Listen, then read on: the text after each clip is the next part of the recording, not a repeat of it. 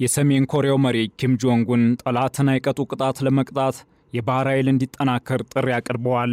ኪም የሀገሪቱን 5000 ቶን ሙሉ ጭነት የሚሸከም ሁለገብ የጦር መርከብን ጎብኝተዋል። በዚህ ወቅት የባህር ኃይሉ እንዲጠናከር ትዕዛዝ ሰጥተዋል። ይህም ብቻ ሳይሆን የጠላትን ትንኮሳዎች በጥልቀት መከላከል እንደሚገባ ጥሪያቸውን አቅርበዋል። ኪም በወታደራዊ ቁሳቁስ ኤግዚቢሽን መርሃ ግብር ላይ በመገኘት ሁለገብ የጦር መርከቡን መመልከታቸው ትኩረትን የሳበ ጉዳይ ነው። የኒውክሌር ጦር መሳሪያዎቿና የሚሳኤል ፕሮግራሞቿን በከፍተኛ ደረጃ ማሳደግ ዋነኛ ትኩረት ያደረጉት የሰሜን ኮሪያው መሪ ኪም ጆንግ ኡን የወሰዱት እርምጃ ዓለም አቀፍ ስጋት በመሆን ማዕቀብ አስከትሏል። የአሁኑ እርምጃቸው እርሳቸው ጠላት ለሚሏቸው ይሁን ለቀጠናው ምን አይነት ስጋት አለው የሚለውን በዓለም አቀፍ ትንታኔ ዘገባችን እንመለከተዋለን። አበረ ስሜነ ነኝ። በሚያዝያ ወር ሰሜን ኮሪያ የባህር ኃይሏን ለማሳደግ በምታደርገው ጥረት ቾንሃውን የተሰኘውን 5000 ቶን የሚሸከም አዲስ ሁለገብ አውዳሚ የጦር መርከብ ይፋ አድርጋለች። ኪም የሀገሪቱን ሉዓላዊነትና ጥቅሟን ለማስጠበቅ የባህር ኃይላቸውን ከፍተኛ አቅም በሰፊው ውቅያኖስ ላይ መገንባት ላይ ተጠምደዋል። በተለይም የጠላትን ቅስቀሳዎች በሚገባ ለመከላከል ወይም ለመመከት ብሎም ለመቅጣት መጠቀም እንደሚገባ መናገራቸው ጦርነት ከመጎሰም የሚተናነስ አይደለም እየተባለ ነው። ኪም ለሚመሩት ፓርቲያቸው የብሔራዊ መብት አስኳል ሲሉ ላሞካሹት የሀገሪቱ የባህር ኃይል ተዋጊ ላፍታ እንኳን መዘናጋት የሚታሰብ እንዳልሆነ እወቁ ብለዋል።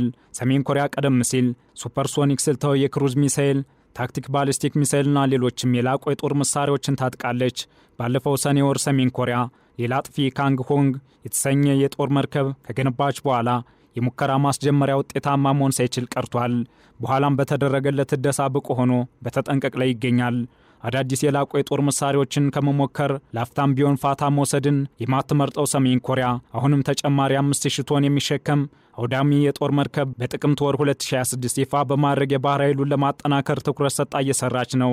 የአባታቸውን ሞት ተከትሎ ከአውሮፓውያኑ 2011 መጨረሻ ጀምሮ በይፋ የኮሪያ ዲሞክራሲያዊ ህዝቦች ሪፐብሊክ ጠቅላይ መሪ የሆኑት ኪም ጆንግ ኡን ወደ ስልጣን ከመጡ ጀምሮ ቀጠናው በስጋት ይመለከታቸዋል። የፈላጭ ቆራጭ አገዛዝን የሚከተሉት ኪም ጆንግ ኡን እጅጉን አምባገነናዊ አገዛዝን ይከተላሉ።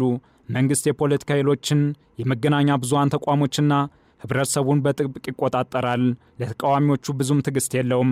አገዛዙ በፖለቲካ በኢኮኖሚና በመከላከያ ውስጥ ራሱን መቻሉን የሚያጎላ መሆኑ ደግሞ ሰሜን ኮሪያን የገዛ የሚገኘው የኪም ቤተሰብ ሶስተኛው ትውልድ ኪም የበለጠ አምባገነን ስርዓትን እንዲያራምዱ አስገድዷቸዋል። ያም ቢሆን ግን በኪም ጆንግ ኡን ዘመን ሰሜን ኮሪያ የኒውክሌር ጦር መሳሪያዎቿና የሚሳኤል ፕሮግራሞቿን በከፍተኛ ደረጃ በማሳደግ ቀጠናውን ብርካስ ያዘችም ሰነባብታለች። ይህ ደግሞ በዓለም አቀፍ ደረጃ ስጋት ተደርጋ ከመቆጠር ባለፈ የማዕቀቡ ርንጅብኝ ማከናንቧታል። የኪም አመራር በተለይም ደግሞ አሜሪካ፣ ደቡብ ኮሪያ እና ጃፓን ካሉ ሀገራት ጋር ውጥረት ውስጥ እንድትገባም አድርጓል። ከደቡብ ኮሪያና የአሜሪካ መሪዎች ጋር ታሪካዊ ስብሰባዎች ቢደረጉም ዘላቂ ሰላም ላይ የተደረሰበት መሆን ግን አልቻለም። በዚህም የተነሳ ሰሜን ኮሪያ ከፍተኛ ምጣኔ ሀብታዊ ችግር ገጥሟታል። ከዚህ በተጨማሪም ሀገሪቱ በማዕቀብና በተፈጥሮ አደጋዎች እየተፈተነች ነው። ነገር ግን አገዛዙ በምጣኔ ሀብታዊ ዘርፉ ላይ ጥብቅ ቁጥጥር ያደርጋል። አሁን ደግሞ በጠላት ሀገራት ላይ የጦርነት ነጋሪት ጎስመዋል። በንግግራቸውም ለባላንጦቿ ማስፈራሪያነት 5000 ቶን በመሸከም ምንም ነገር ሳይበግረው ጠላትን ለመቅጣት የሚያስችል አውዳሚ የጦር መርከብ በምሳሌነት አንስተዋል። ሰሜን ኮሪያ ከአሁን ቀደም 5000 ቶን ሙሉ ጭነት የሚሸከመውን ሁለገብ የጦር መርከብን ያስጀመረችው በምዕራባውያን የባህር ጠረፍ ላይ በምትገኘው የወደብ ከተማ ናምፎ ነበር። የሰሜን ኮሪያው መሪ ኪም ጆንግ ኡን በወቅቱ መርከቡ በአየር መከላከያ፣ በጸረ መርከብ፣ በጸረ ባህር ሰርጓጅ መርከብና በጸረ ባሊስቲክ ሚሳኤል ስራዎች ላይ አቅሟን ለማሻሻል የተነደፉ የላቁ የጦር መሳሪያዎች የተገጠሙለት መሆኑን ገልጸዋል። መርከቡ ትክክለኛ የመሬት ላይ ጥቃትን ተልእኮች እንዲፈጽም በሚያስችል እጅግ የላቁ ስትራቴጂካዊ የክሩዝ ሚሳኤሎችና ታክቲካል ባሊስቲክ ሚሳኤሎችን እንደሚይዝም ተናግረዋል። ይህም የላቀ የባህር ኃይልን ለማምጣት ወሳኝ እርምጃ ሆኖ እንደሚያገለግል ተናግረው ነበር። በኮሪያ ባህረ ገብ መሬት ላይ የሚደርሰውን ወታደራዊ ስጋት የኒውክሌር ዛቻን ጨምሮ በንቃትና በአስተማማኝ ሁኔታ ለመቆጣጠር እንደሚያስችልም ተናግረው ነበር። ሰሜን ኮሪያ የባህር ኃይሏን ለማሳደግ ባላት ሰፊ እቅድ መሰረት ይፋ ያደረገችው አዲስ ሁለገብ የጦር መርከብ በሟቹ የሰሜን ኮሪያ ጸረ ጃፓናዊ አብዮታዊ ተዋጊ ስም ቾንሃዮን ተሰይሟል። የጦር መርከቡ ምንም እንኳን ጸረ ጃፓናዊ አብዮተኛ ቾንሃዮን መሰየሙ በቀጥታ ጃፓንን የሚተነኩስ ነው።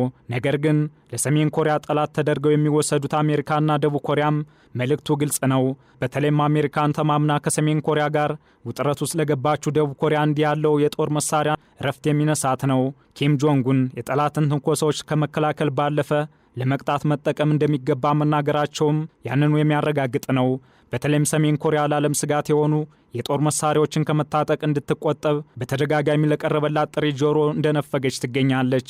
ከሁለት ሳምንት በፊት በተደረገ የተባበሩት መንግስታት ጠቅላላ ጉባኤ ላይ ሰሜን ኮሪያ በከፍተኛ ዲፕሎማቷ በኩል እንዲህ ያሉ ጥያቄዎችን ማንሳት እንደማይገባ ማስታወቋም የሚታወስ ነው።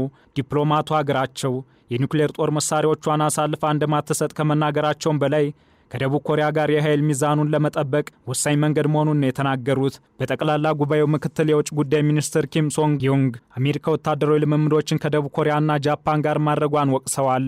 አሜሪካና አጋሮቿ የጥቃት ዛቻ እያሰሙ ነው ሲሉም የከሰሱት ሚኒስትሩ የጦር መሳሪያ በኮሪያ ባህረ ገብ መሬት ላይ ማስቀመጥ የሚያስፈልገው የኃይል ሚዛኑን ለማመጣጠን መሆኑን ማስታውቀዋል። ሚኒስትሩ በዚህ ወቅት የአሜሪካ ጃፓንና ደቡብ ኮሪያ የጋራ ወታደራዊ ልምምዶች በኮሪያ ባህረ ገብ መሬት ላይ ያለውን የጸጥታ ሁኔታ ከመቼውም ጊዜ በላይ ከባድ ማድረጉን ጠቁመዋል። ትራምፕና የሰሜን ኮሪያው መሪ በኒውክሌር ጦር መሳሪያ ጉዳይ በ2018-2019 መካከል 3 ጊዜ ተገናኝተዋል። ንግግሮቹ ውጤት ማምጣት ባለመቻላቸው ኪም ከአሜሪካና ከደቡብ ኮሪያ ጋር ማንኛውንም ዲፕሎማሲያዊ አቋርጠው ቆይተዋል። ትራምፕ በጥር ወር ወደ ስልጣን ከተመለሱ በኋላ ከኪም ጋር ድርድር ለመጀመር ያላቸውን ተስፋ ደጋግመው ሲገልጹም ቆይተዋል። በቅርቡም የሰሜን ኮሪያው መሪ ኪም አሜሪካ ሰሜን ኮሪያ የኒውክሌር ጦር መሳሪያዋን እንድትሰጥ የምታቀርበውን ጥያቄ እንድታቆም አሳስበዋል። ደቡብ ኮሪያ በበኩሏ የሰሜን ኮሪያ እያደገ የመጣውን የኒውክሌርና የሚሳኤል ስጋት ለመከላከል የቅርብ ጊዜ የሶስትዮሽ ወታደራዊ ልምምዶች አስፈላጊ ነበሩም ብላለች። ነገር ግን የደቡብ ኮሪያው ፕሬዝዳንት ሊ ጄሚዩንግ በኮሪያ ልሳነ ምድር ላይ ሰላምን ለማምጣት አዲስ ጉዞ እንደሚጀመር ተናግረው ነበር። ይህም የሚሆነው በሀገራቱ መካከል የተበላሸውን መተማመን በመመለስና ወደ መከባበር በመሸጋገር ይሆናል ነበር ያሉት። ለዚህ ንግግር እስካሁን ምላሽ ያልሰጡት የሰሜን ኮሪያው ኪም ለቀረበው ጥሪ ምላሽ ይሰጣሉ ተብሎ ሲጠበቅ የጦርነት ነጋሪት ጎስመዋል። አሜሪካ በበኩሏ ላለፉት 80 ዓመታት ሶስተኛው ያለውን ጦርነት ባለመከሰቱ ፎይታ እንደማይሰጣት መናገሯም በቀጠናው ሰሜን ኮሪያ የደቀነችውን ስጋት በግልጽ የሚያሳይ ነው። ዓለም አቀፍ ትንታኔ ዘገባውን ስናዘጋጅ ኮሪያን ሄራልድ፣ ኮሪያን ታይምስና ኤንቢሲን በዋቢነት ተጠቅመናል።